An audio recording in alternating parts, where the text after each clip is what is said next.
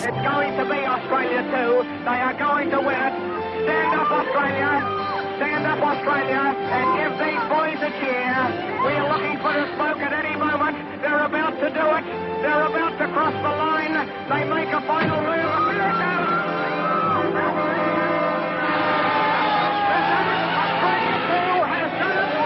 They have won the America's Cup. In 1983, the Royal Perth Yacht Club of Australia defeated the Yacht Club from New York in a race known as the America's Cup. It was the first time in 132 years that a team other than the Americans had been victorious. The entire country of Australia was overcome with enthusiasm and national pride. For Australia was more than just winning a silly boat race. Winning the America's Cup was symbolic. It was an announcement to the rest of the world that Australia had arrived. Those who were involved with the Royal Perth Yacht Club instantly became national heroes, including the owner of the yacht, a business tycoon named Allan Bond. Though most Australians were already familiar with Allan Bond, he had been named Australian Man of the Year 5 years earlier, largely due in part to his international business success. There was no denying that Allan Bond was successful. He made his first million at the age of 21 in 1960 by borrowing money to buy property on the outskirts of Perth to sell to suburb developers. It was a risky venture, but it paid off, and so had the risky venture of funneling millions of dollars into a yacht race that one team had dominated for over 100 years. I was always intended to be the forerunner in anything that was going on. First to do things, and first one to take the dare to jump into the river or whatever it might be. Allan Bond was at the height of his wealth and power in the late 80s. He was inarguably the most successful businessman in Australia during that time period. The Bond Corporation was soaring, and he wasn't necessarily shy about letting everyone know. Wouldn't you be surprised if after a few short years you've struck oil at 3 fields? You're producing from 2 gold mines and 2 coal mines. You're building buildings like this and retailing from stores like this. You're exporting beer and importing cars and building airships for a rapidly rising world market. You're into television, radio and technology, and you have a strong commitment to community involvement. Wouldn't you be surprised if after all that growth, people still associated you with only one achievement? They're about to cross, and there it goes! Australia has done it! They have won the America's Cup! Will you stand up, Australia? Bond Corporation. The first America's Cup win is in the past. Now we're winning the present and planning the future. Oil and beer, gold and cars, television and blimps. It seemed like Allan Bond and the Bond Corporation had a hand in everything, and having a hand in everything apparently pays pretty well. Bond had an estimated personal fortune of $350 million. He bought a mansion on the river for $9 million. He purchased a country estate in England where he was born for $22 million. But he shelled out the most money on his art collection, including paying 79 million Australian dollars for a single Van Gogh piece, which at the time was the highest price ever paid for a painting. One thing that Allan Bond did not spend money on was taxes. Allan Bond hated taxes, and he hated the welfare programs that were funded by taxes. At one of his company's shareholder meetings, Bond criticized the cost of the Australian government's welfare programs and accused them of being too costly. Later, at that same meeting, he held a vote to increase his executive team's salaries by $10 million. True story.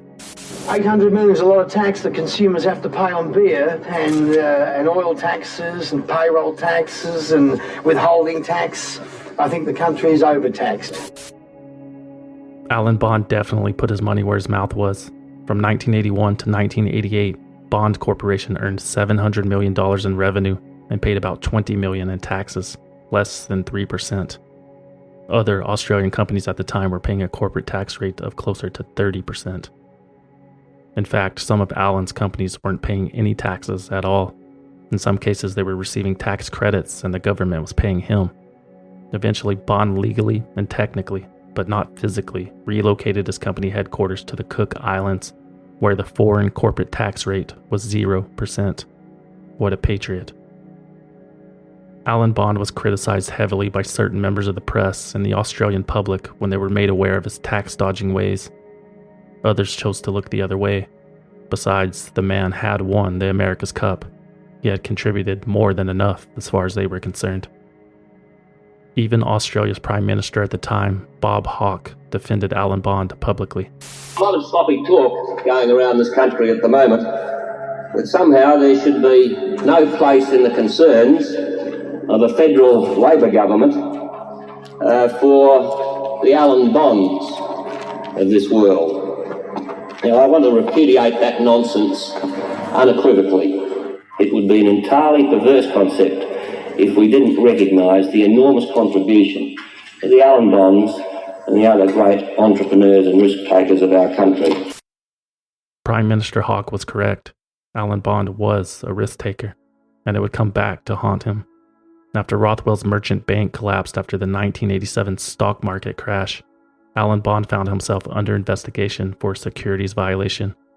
Apparently, he had recruited an executive from a different company to contribute to the attempted private bailout of Rothwell's bank, and he failed to disclose that he had collected a $12 million fee for his services. Bond was found guilty and sentenced to 2.5 years in prison, but he was acquitted and released 2 months later after appeal. Even more concerning, the market crash had affected Allan Bond's businesses in a big way. Bond Corporation had become overextended and over-leveraged, so Allan unloaded as many assets as possible to stay afloat, but was ultimately forced to declare bankruptcy in 1992. Just a few years earlier, Allan Bond was worth hundreds of millions of dollars. At the time of his bankruptcy, he only had $38,000 in the bank and $1.8 billion in debt. In 1996, Allan Bond found himself in jail again after combining two of his favorite things, art and tax avoidance. Businessman Allan Bond is in custody in Perth tonight, awaiting sentence on fraud charges. A district court jury last night found Bond guilty on 4 charges under the West Australian Company Code. The charges arose from a $15 million profit made by his family company on the French Impressionist painting La Promenade. Bond was found to have done the deal at the expense of his public company, the former high-flying Bond Corporation. The 58-year-old businessman will be sentenced on Monday. He faces a possible 5 years in jail. The jury found Allan Bond guilty of improperly using his position as director of Bond Corporation to allow his private company to purchase a painting from himself for $10 million less than it was worth. Before he was sentenced, additional charges were levied for siphoning $1.2 billion from Bell Resources, a company in which he owned a controlling interest, in order to stabilize his struggling parent company. At the time, it was Australia's biggest case of corporate fraud. Allan Bond pleaded guilty and was sentenced to 7 years in prison. He was out of jail less than 3 years later. Now that he was back on the streets and back in business, Australians struggled with how they felt about Allan Bond. On one hand, he was the national hero who bankrolled the 1983 America's Cup victory, which led to a moment of exuberance and pride for the nation. On the other hand, Bond was an unforgiving, greedy capitalist who took every shortcut he could find if it meant an extra dollar in his pocket. Can you be a corporate criminal and a national hero? It seems to be so, doesn't it? During the first week of June 2015, Allan Bond, at 77 years old, underwent open heart surgery and never woke up. He left behind 3 children and 8 grandchildren and a very complicated legacy. And back in the late 80s, Allan Bond had sold a couple of blimps to another man who was building a complicated legacy of his own, a man named Louis J. Pearlman, a man who was responsible for producing the soundtrack of the late 90s while orchestrating one of the largest Ponzi schemes in American history. An aviation enthusiast turned business magnate turned boy band producer builds an entertainment empire and a massive web of lies on this episode of Swindled. They bribed government officials, clear violations of federal and state law, paid to play millions of taxpayer dollars that were wasted, paid tens of millions of dollars, $1 billion, Dummied up its books and records to hide the by falsifying its books and records, responsible for the collapse of the entire system. And in this full of some kind of swindle, is that right?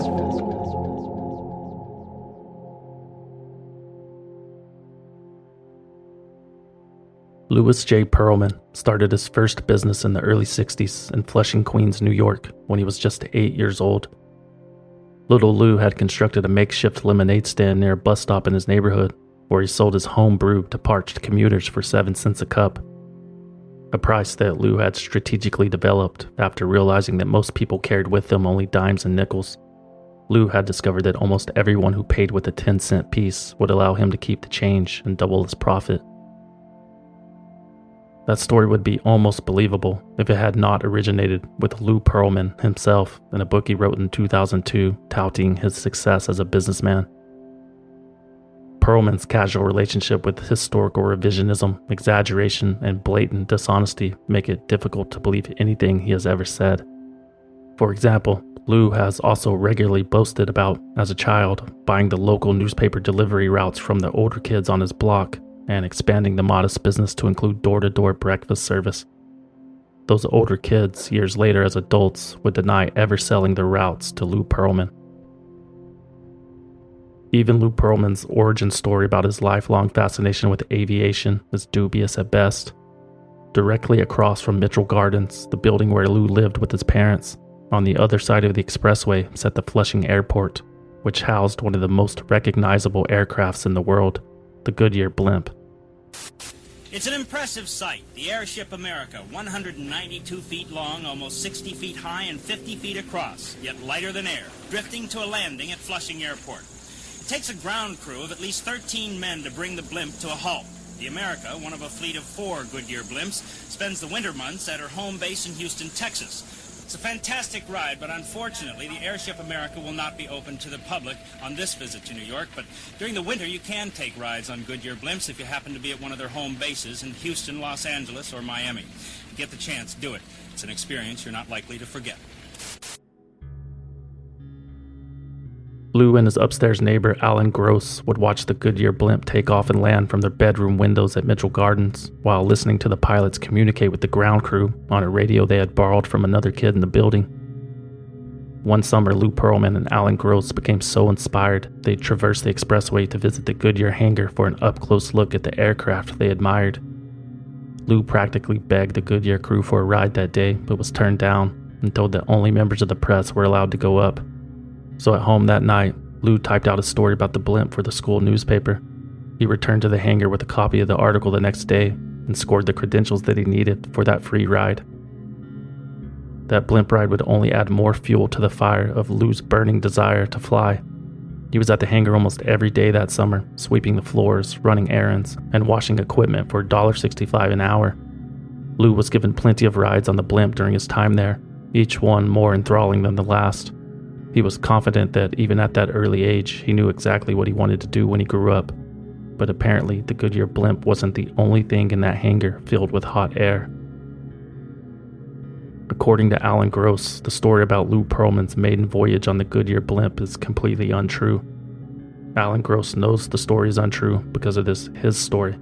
Blimps were his obsession, not Lou Pearlman's. It was Alan Gross, not Lou Pearlman, who wrote the story that appeared in the North Shore News in October 1964. It was Alan Gross, not Lou Pearlman, who received that first ride on the Goodyear blimp. And it was Alan who started working in the hangar for practically no pay, just to be immersed in the world of airships. Alan Gross was the true helium head, as they referred to themselves. He was the one with the genuine love for blimps. And Lou Pearlman was nothing more than a tag-along, adopting the passions of others and passing them off as his own, and then later recounting his humble beginnings in the most romantic way possible, even if it meant lying to your face.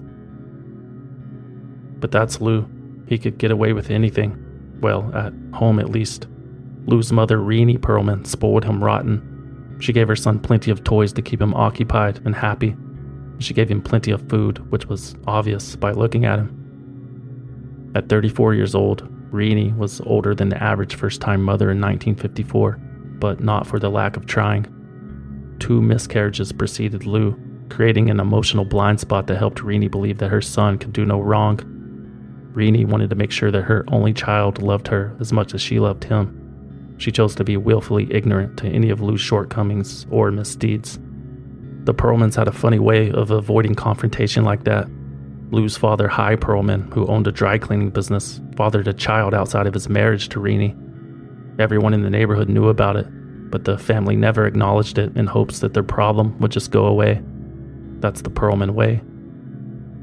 One thing that did not go away was Lou Pearlman's fascination with flight. After graduating from Queens College with a degree in accounting in 1976, Lou launched a helicopter taxi service based on a project he had completed for one of his business school courses. He envisioned wealthy commuters piling onto his helicopter to avoid the gridlocked traffic and grungy subways of New York City. One of the first people Lou approached about investing in his new business was his first cousin, Art Garfunkel, the Garfunkel and Simon and Garfunkel. By this time, Lou's musician cousin was already playing to sold-out arenas all over the world. Needless to say, he had a few extra bucks to spare. Art's father, who managed his son's money, told Lou that he would not help him buy his first helicopter, but he promised they would help him buy his second.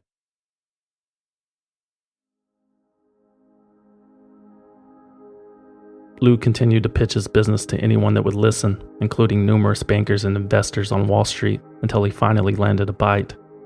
A group of investors agreed to purchase the helicopters and lease them to Lou. Commuter Helicopter Service Incorporated was born, and many of Lou's childhood friends, such as Alan Gross and Frankie Vasquez, the son of the maintenance man at Mitchell Gardens, were along for the ride. But the commuter helicopter service wasn't very successful, not financially anyway. The company failed to generate any significant immediate revenue, but it did generate plenty of contacts in the industry which would help serve Lou Pearlman down the road. One of those contacts, a rich German airship manufacturer named Theodor Vollenkemper, had agreed to build Lou one of his company's state-of-the-art blimps for the extremely reduced price of $1.2 million.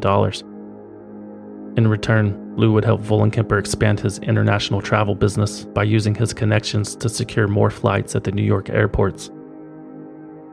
So with Vollenkemper backing him and supplying the airplanes, Lou Pearlman launched Transcontinental Airlines in 1978. The bulk of the company's initial business came from banks sending checks across country to speed up their depositing processes. Within a year of operation, more investors joined the party until Lou's new company was able to purchase additional planes of his own and place them into service. The air travel business was good, but Lou still couldn't shake the dream of owning his own blimp. He just couldn't afford the $1.2 million that it would cost. But Lou Pearlman wasn't going to let something like money keep him from making his dreams come true. Instead of a blimp, Pearlman purchased an old industrial logging balloon, which are much cheaper and much less structurally sound than a typical airship. The logging balloon wasn't even in the same geometric shape as a blimp, so Pearlman pieced together a crew that rebuilt and refashioned the craft into a more traditional design. Nobody who helped build Pearlman's blimp ever believed the thing would actually fly. Nobody except Lou Pearlman, that is. He had already submitted the paperwork to establish Airship Enterprises Limited, a new company that would offer advertising opportunities on the side of its blimp, which would hover over densely populated areas for a sustained period of time. Lou assigned Alan Gross to assemble a marketing team and to produce a promotional video for their sales pitch. It looks like a floating porpoise without a care in the world.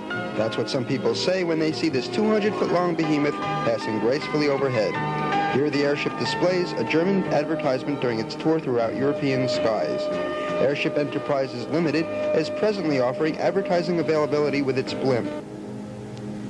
For after-dark audiences, the spectacular multicolored lights provide a world of entertainment all of its own. Would you like to ride my beautiful balloon?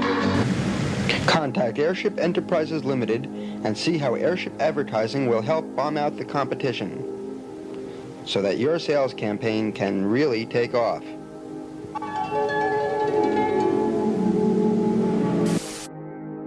The original promotional video is 12 excruciating minutes long and features a brief history of airships, list of never-ending specifications and technical facts, and action shots of a blimp that the company didn't even own. Even Lou Pearlman himself makes an appearance in a later updated version of the video. So all the great potential in the fact that people would come from miles around, kids and adults would try to get a ride on the blimp, and everyone never tire of it. It's amazing. Airship enterprises were turned down pitch after pitch. Most prospective clients wanted to see the actual blimp in action before signing any kind of a deal. However, the company eventually found its first client in three brothers from Israel who were looking to make a splash with their new clothing company.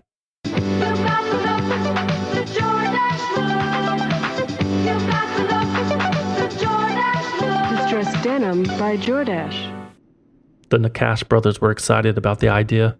They wanted to paint the blimp gold with bold maroon lettering that spelled out the name of their brand, Jordache. The brothers envisioned Lou's blimp floating from New Jersey to Manhattan, where it would land in the middle of Central Park to a crowd of waiting reporters and cameras.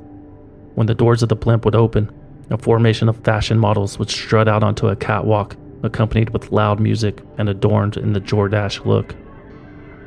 The brothers envisioned an event so unforgettable that everyone in attendance would sit down with their future grandchildren one day and share the tale of how lucky they were to witness the great Jordache in the sky descend from the heavens onto Earth on October 8, 1980. The launch of the Jordache blimp did not prove to be quite that unforgettable, but it was memorable for all the wrong reasons. After struggling to lift about 30 feet into the air, the blimp spiraled out of control and eventually crashed pathetically next to a trash dump less than a mile away from where the Hindenburg disaster took place. When the strange craft left its New Jersey moorings this morning, it ran afoul of gusting winds, ending up with nothing like the Jordache look. Laced across the pine trees, the ship's helium bag, painted with $15,000 worth of real gold, looks real bad. You know what they say, there's no such thing as bad publicity. In the end, nobody was hurt, and the Jordache brothers were happy to have their brand name plastered all over the news. The only casualty of the accident was Airship Enterprises' only blimp, but Lou Pearlman was always a few steps ahead.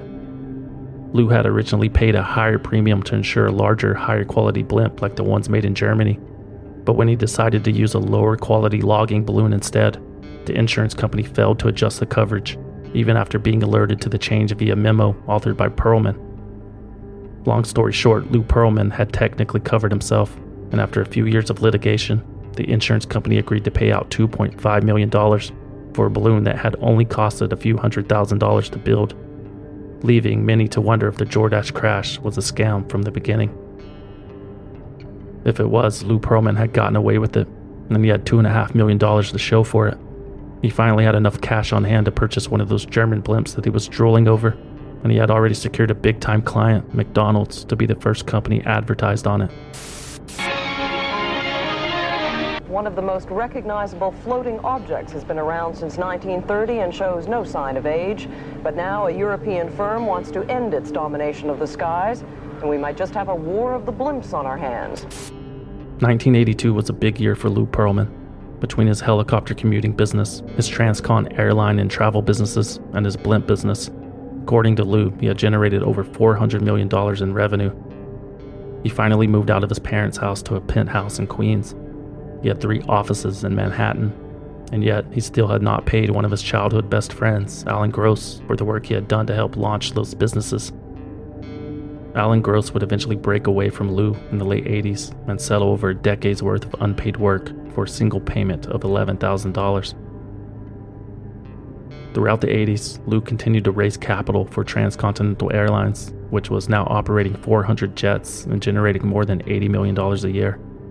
Lou promised friends and family a 20% return on their investments, and in order to seal the deal, he shared the exciting news about the impending initial public offering for his new blimp company, Airship International.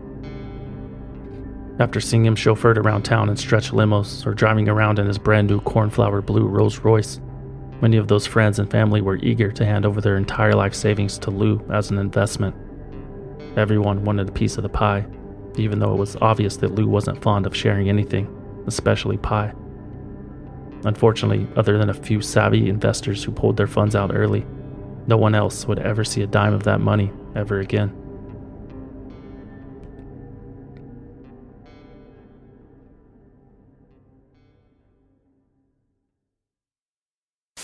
But in the past few years, as one of the fastest growing cities in the United States, Orlando has gained a new distinction, a one-of-its-kind parlay of sunlight, beauty, recreation, and modern industrial opportunity.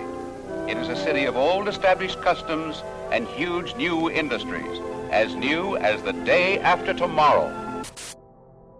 In 1991, Lou Pearlman relocated his Transcon headquarters to Orlando, Florida. Many of his hometown friends and employees, like Frankie Vasquez, relocated with him. After his mother died on an operating table in 1988, Lou had very little reason to stay in New York. The Florida weather was better suited for flying a blimp anyway. During those first few years in Florida, Airship International had recruited a few more big-name clients, such as MetLife Insurance and SeaWorld, and shares of the company had been trading publicly on the stock market since 1985. With the help of Lou's former neighbor in New York, Jerome Rosen, a stockbroker who had been banned from trading in Canada because of fraudulent activities, Airship International raised another $3 million through the sale of shares with artificially inflated prices, a practice known on Wall Street as a pump and dump scheme. But despite the influx of cash, by the early 90s, Lou Pearlman's blimp business was struggling. At least 3 of its blimps had crashed for different reasons. The company's stock price responded by deflating to 3 cents per share, down from its mid-80s peak of $6 a share. Lou's golden parachute once again came in the form of insurance money paid to him for the crashed blimps, even though it had been suggested that Lou never actually owned the blimps that crashed. There have always been rumors that Lou was merely leasing the blimps from Vollenkemper, and thus had fraudulently collected insurance proceeds that weren't rightfully his. The future of Airship International was grim, but the truth is that Lou Pearlman's heart wasn't really into it anymore anyway. By 1991, Lou Pearlman had become infatuated with something else entirely.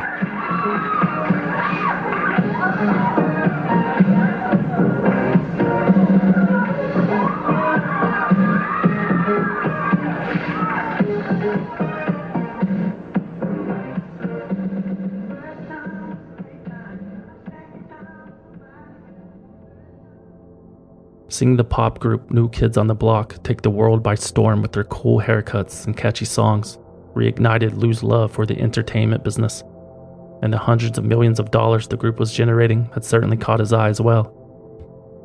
Lou already had some familiarity with the music industry. In the 1970s, Pearlman had played in and eventually managed a rock band named Flyer, but nothing substantive ever happened with it. But he had watched his cousin Art's ascent to stardom and became convinced that he had what it took to do the same thing. The only issue was that Lou Pearlman never had the talent to make it big in the music business, but he did have a good idea. In 1992, Lou posted flyers and classified ads seeking teenage male vocalists everywhere teenage male vocalists in Orlando might see them. The ad read, quote, "Producer seeks male singers that move well between 16 and 19 years of age. Wanted for New Kids type singing/dance group. Send photo or bio of any kind." The response was overwhelming. Florida was rife with young Disney-aged hopefuls trying to get a big break in the business. More than 60 kids showed up at Lou's house to audition for the gig, but in the end, only 5 unknown performers remained. We have 5 very popular new guys here. 2 of you guys are from Orlando, right? It's called the Backstreet Boys, brand new group, and well, we're not gonna confuse it with those other kids, the other singing group, but we're not gonna do that. But anyway, which 2 of you are from Orlando? What is your name? I'm AJ McLean. AJ, and who are you? Howie D. Howie. Okay, now where are you from? I'm from Lexington, Kentucky. My name's Brian Littrell. Brian. Okay, and over here? I'm from Tampa, Florida, and I'm Nick Carter. Okay, and who are you? I'm Kevin Richardson. I'm from Lexington, Kentucky. The new heartthrobs, huh? What do the girls have to say about this? Well, they like us. Hey, let's check it out.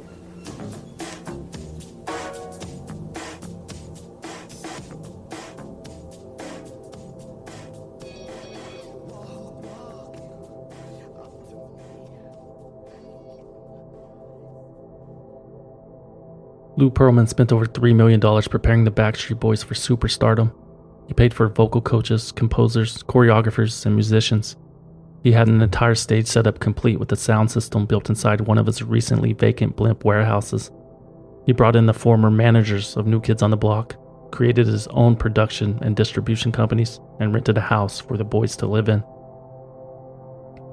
Everything about the Backstreet Boys was carefully manufactured and packaged into a perfect product of pretty faces and baggy clothes, ready to be sold to preteen girls and emotionally stunted adults. Even harmless interview questions had rehearsed answers and talking points that the boys adhered to, so as not to upset any of their demographic that might be listening. What kind of girls do you like? Betty Boop. Jessica Rabbit. The woman from Cool World. I'm talking about real women. I don't really have a girlfriend right now, but, all the girls out there, they're considered all my girlfriends, Always looking. The Backstreet Boys' world takeover started in Germany, with Lou Pearlman behind them every step of the way. The group played sold-out shows in arenas across the country on the back of the success of their first album, which had debuted at #1 on the German charts. Japanese and Canadian audiences were the next in line to be conquered, but the group was still relatively unknown in the States, although that was about to change. When the boys returned home from their international tour, they signed a recording contract with Jive Records and began working on their second album. Here is Lou Pearlman leading a toast to his group's recent success. And, second of all, congratulations to the Backstreet Boys on this signing with Jive Records this week.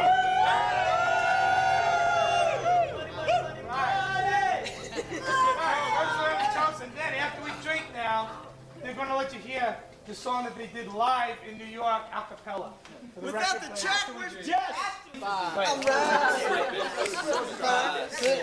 Bruce Leroy. No thanks. In June 1997, the Backstreet Boys released their second album, titled Backstreet's Back, to little fanfare stateside. But by the end of the year, their hit single, Everybody, would propel them to the top of the American charts, and nothing would ever be the same. The Backstreet Boys were receiving a nauseating amount of airplay on the radio and became mainstays on MTV's video countdown show, Total Request Live. They rode that wave of momentum to massive world tours, red carpets, and an endless amount of public appearances. Being a Backstreet Boy was hard work. Here's Lou Pearlman describing the exhausting itinerary in which his boys were undertaking. They go about their day practicing for rehearsals, maybe for a show that evening, doing more press during that day, meet and greets, going to record stores, doing signings, all these different things. And it's a long day, and at the end of the day, they plop down in their bed, which they don't know where they are sometimes, They forget what city they're in or what country they're in. And if you watch an artist, they just go through a lot of stress. Lou Pearlman knew exactly how hard it was to be a Backstreet Boy, because Lou Pearlman considered himself the sixth Backstreet Boy. I've always been kind of like the sixth Backstreet Boy. And not just delusionally, but legally as well. In the contracts the band signed with Pearlman, Lou was listed as the sixth member of the group, which meant he was entitled to 1/6 of the band's income. Well, what was left of the band's income anyway. After reimbursing Lou's companies for footing the bill for all travel, entertainment, rent, fancy dinners, recording costs, etc., the Backstreet Boys, who were probably the most popular musical act on the planet at the time, took home a measly $300,000, which they then had to split 5 different ways. Lou Pearlman, on the other hand, had pocketed as much as $10 million. This is Backstreet Boys member Brian Luttrell. Well, I initially filed what's called an open lawsuit, an open-ended lawsuit, because I couldn't do it by myself. I knew things were wrong. I was disappointed. Knowing the work and the effort that we were putting in to the show after show after show, and this guy is sitting in his office and he's getting checks, I was like, something's wrong. Something was wrong, and Lou Pearlman had no intention of making it right. I literally begged him physically in his office to make it right, and he didn't do it.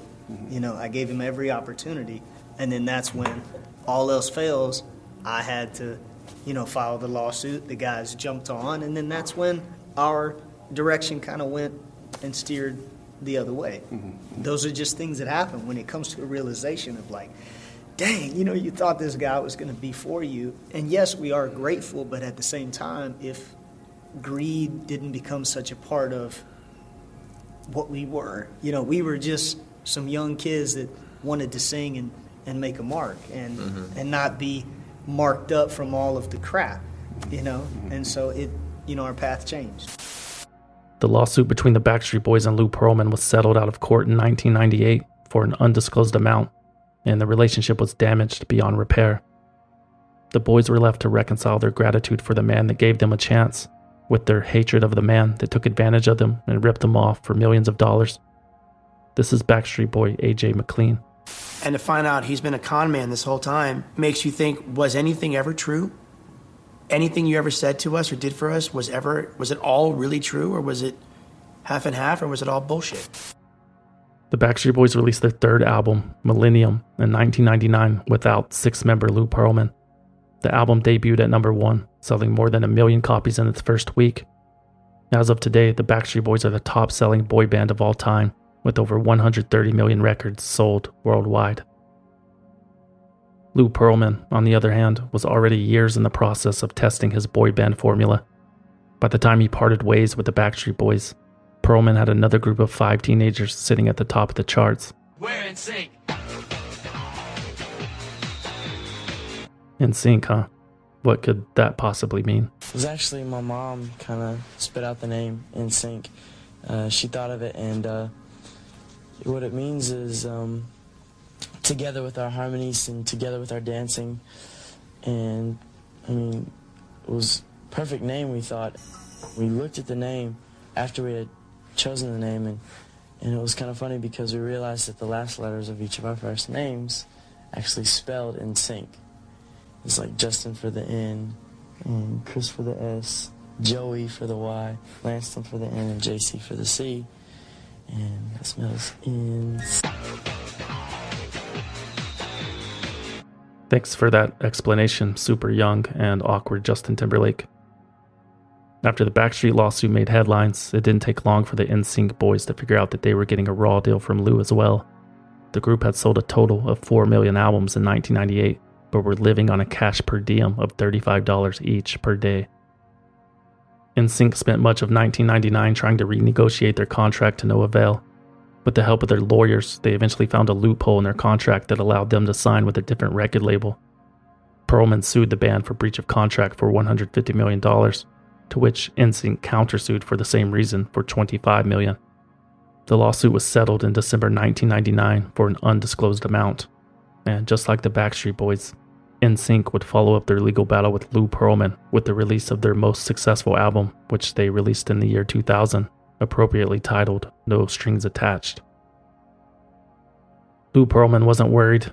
He had struck gold twice with Backstreet and NSYNC. There's no reason he couldn't do it again. Lou was convinced that their success was more of a reflection of his formula than their talents. Even the media began to agree with him. King of Pop has actually been Michael Jackson's title for some time now, but now some people are beginning to apply it to a new king who isn't a singer or a performer and who has no musical training at all. Meet Lou Pearlman. Hi, how you doing? How you doing, guys? Founder and CEO of the Transcontinental Companies, $1 billion In fact, Lou was so unconcerned with the current state of his musical roster that his spending never slowed. If anything, he was spending more than ever. Transcon expanded to include a deli, a compact disc manufacturing company, and a scam disguised as a modeling company that promised magazine covers and acting roles to unattractive people who paid the company $1,000 for professional headshot photographs. At this point, Lou Pearlman was almost entirely out of the blimp business, having sold his remaining shares to Julian Binscher, a business partner that he met at Australia tycoon Allan Bond's property sale. Pearlman was also almost completely out of his air travel business. The corporate registration for Transcontinental Airlines had expired in March 1999 and was never renewed, but that didn't stop Lou Pearlman from continuing to sell shares of the company to private investors as if it were still operating. To centralize his businesses, Pearlman worked out a deal with the city of Orlando to redevelop and repurpose Church Street Station, a fledgling tourist attraction in the heart of downtown that had morphed into an eyesore. Before long, the once abandoned train station was crawling with overly tanned pretty boys in sleeveless t-shirts who were recording in the music studio, working out in the gym, swimming in the pool, or practicing their dance moves in one of the rehearsal spaces. Lou had essentially created a boy band factory, designed to continuously pump out America's newest heartthrobs. Transcontinental Company's business track record will bring music to your ears when it comes to experience in capturing the teen market. Founded by Louis J. Pearlman, a name now synonymous with the music industry, Transcontinental introduced the world to hugely successful music groups, hit TV shows, and a feature film packed with stars. And that's just the beginning. Hopeful teenagers from all over the country would travel to Church Street in an attempt to get noticed by Lou, and Lou had no problem finding a spot for the new talent. Many of them were given menial jobs like driving Lou around in his fancy cars or emptying the trash cans in his office in exchange for eventual pop stardom. Lou even moved a few of the boys into his mansion. He just liked having them around, a fact that did not do much to help quell the budding rumors about Lou Pearlman's sexuality and his preference for young men. Rich Cronin of the Lou Pearlman-backed band LFO was perhaps the most outspoken about Lou Pearlman's sexual deviance. You remember LFO, right? They sang that one song about liking girls who wore Abercrombie & Fitch and how Chinese food made them sick. Brilliant stuff. Here's Rich recalling a time when Lou, who demanded his artists refer to him as Big Papa, became very forward with him. He lost his temper on the phone, and he told me what he wanted. He said he wanted to touch my, dick. Listen, you're gonna come to my house, fuck the bullshit. You're gonna come to my house, I wanna touch your dick. I want to, massage you a little. You don't have to touch me, nothing like that. Fuck it. I'm not gonna play games anymore. Rich also claimed that Lou told the boys in LFO that the Backstreet Boys became famous in Germany because one of the members spent the night alone with the German media mogul. And according to Rich Cronin, Lou told the boys in LFO that they too could be famous in Germany if they agreed to the same deal.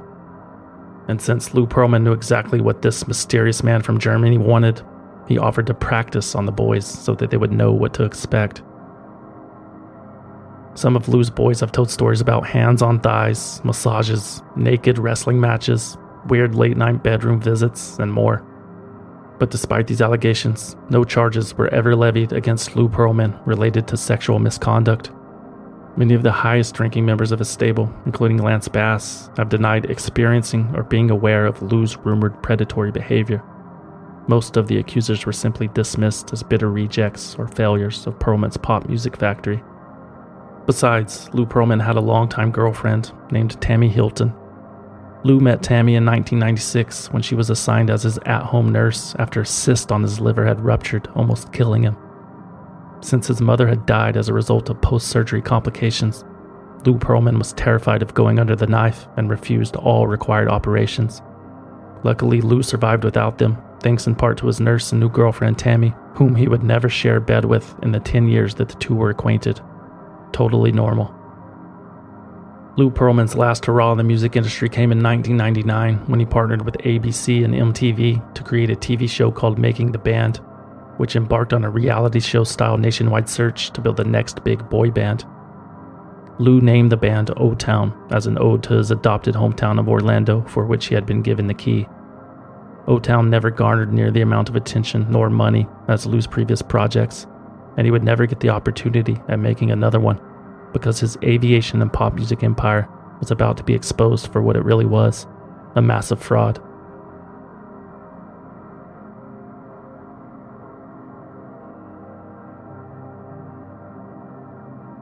The largest single investor in Lou Pearlman's businesses was an engineering professor in Chicago named Dr. Joseph Chow. Since the early 90s, Chow had invested over $14 million with Lou Pearlman, a large portion of which was put into Transcon's Employee Investment Savings Account program. The Employee Investment Savings Account program, or EISA, was Lou's company-managed retirement program that he offered to his employees and investors, and eventually the public. Sort of like a 401k, but with higher than average returns. According to the documentation supplied to potential investors, there was very little risk involved. All of the accounts were backed by the FDIC on top of insurance policies from AIG and Lloyd's of London, and all of its financial statements had been audited by Cohen & Siegel, an accounting firm based in Coral Gables, Florida. When Dr. Chow died in 2004, his family attempted to withdraw the money invested in Pearlman's EISA. Pearlman stalled at every turn, refusing to pay the money to the family or supply the needed documentation. At one point, he even told the Chows that the documents were blown away in a hurricane. When he eventually offered them a settlement of 10 cents on the dollar, the family hired an attorney who began digging into Pearlman's businesses. Not only was it discovered that there were no AIG or Lloyd's of London insurance policies covering the EISA, it was discovered that the accounting firm Cohen & Siegel did not even exist. Neither did Transcontinental Airlines, which was once Lou's main business. Transcontinental had only existed on paper. Lou never actually owned any airplanes. The Transcon plane on the cover of the investment brochure for the company was a miniature model photograph to look like it was flying. It was also discovered that Lou Pearlman had not filed taxes since 2001. All of the financial statements that he had supplied investors had been completely bogus. Not only did he use those financial statements to fool people like Dr. Chow, he used them to trick legitimate financial institutions into loaning him a combined total of $160 million over the years. Throughout his career, Lou Pearlman borrowed new money to cover old money, the classic definition of a Ponzi scheme. And he used that money to prop up his other endeavors, buying blimps and developing bands, putting on the appearance of success. The sad truth was that Lou Pearlman, by 2004, had very little, if any, income and massive amounts of debt. Over a period of 20 years, Lou Pearlman had created more than 84 corporate entities to bilk as many as 1,800 investors, including some of his closest friends and family, out of more than $500 million in total. And the worst part, it probably could have been stopped much earlier. We believe the state of Florida was negligent in their handling of the investigation, and we believe that the governor and possibly the attorney general took donations and received money from Transcontinental, and that creates a conflict of interest for them. The first complaint from investors about the potential fraudulent nature of Lou Pearlman's businesses happened 12 years earlier. But the Florida Attorney General at the time, Charlie Crist, who would later become the governor of the state, called a halt to the investigation because Lou Pearlman had donated $10,000 to Florida's Republican Party. When it became obvious that the entire operation was a scam, Frankie Vasquez, one of Lou Pearlman's childhood friends that by all indications had unwillingly and unknowingly participated in his scam, walked into his garage, climbed into his Porsche, wrapped a green t-shirt around his face, and cranked the ignition. When police arrived, the garage door was so hot it almost burned their hands. Inside of the house, they found Frankie's will, a list of computer login information, and other useful documents neatly organized into piles on the living room floor. In March 2007, Lou Pearlman was ruled involuntarily bankrupt.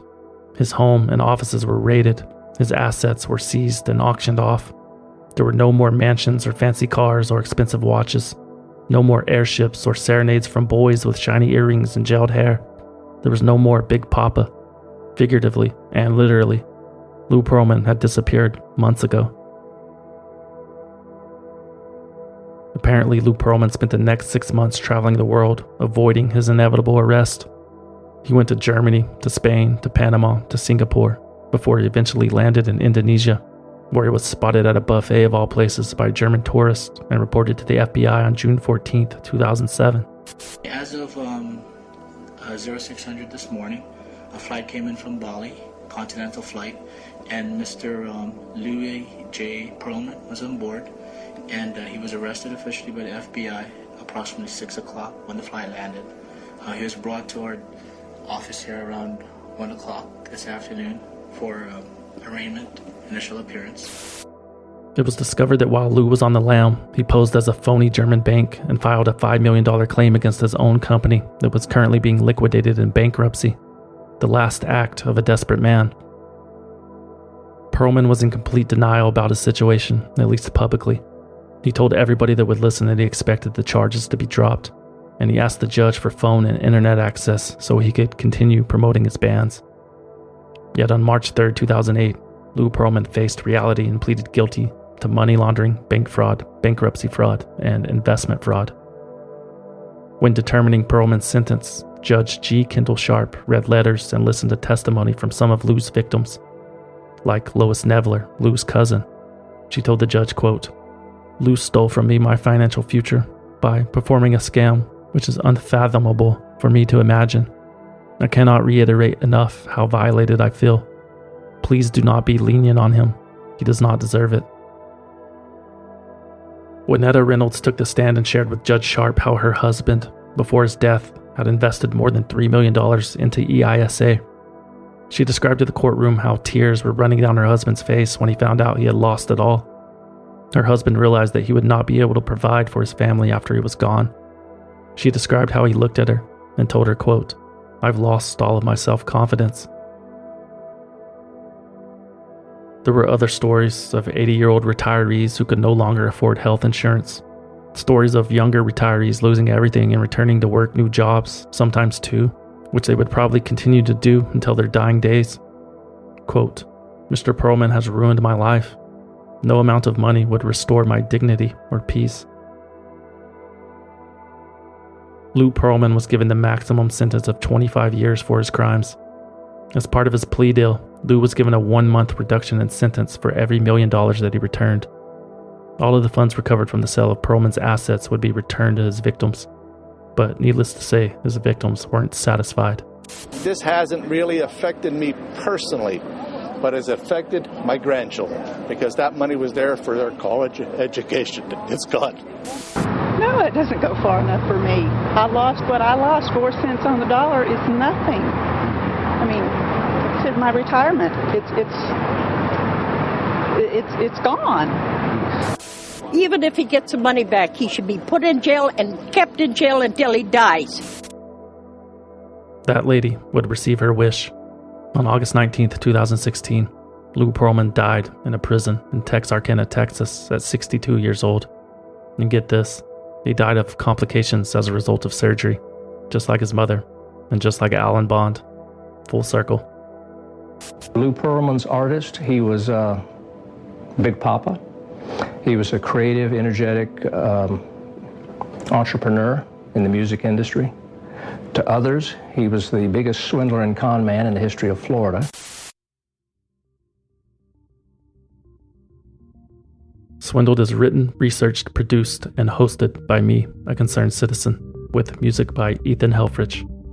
For more information about the show, follow us on Twitter, Facebook, and Instagram at Swindled Podcast, or visit swindledpodcast.com, which has been newly redesigned. Go check it out. If you want to support the show, you can do so by going to patreon.com/swindled. For $5 a month, you will get early access to new episodes when possible, and exclusive access to bonus episodes. If you sign up today, you will have instant access to bonus episodes about Martha Stewart and Wyclef Jean. There's one about a mortician who scams insurance companies, and another about a man who burned his own house down with his mother inside. Crazy stuff. Patreon supporters also receive free merchandise on a pretty regular basis. For the show's 1-year anniversary, we will be sending out 8.5 by 11-inch art prints with all of the past and present little episodic Swindled people on it. It's cute. And it's not too late to claim yours. Patreon.com/swindled. You can support the show another way by buying something at swindledpodcast.com/shop, or by sending a one-time donation using the form on the homepage. Anything is appreciated. That's it. Thanks for listening.